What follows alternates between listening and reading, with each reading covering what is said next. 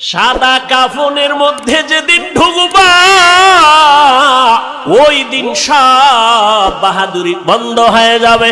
সাদা কাফনে ঢোকার পরে কে ধনী, কে গরিব, কে আলেম, কে মূর্খ, কে ইমাম, কে মুক্তাদি কোনো লেখা থাকবে না, সব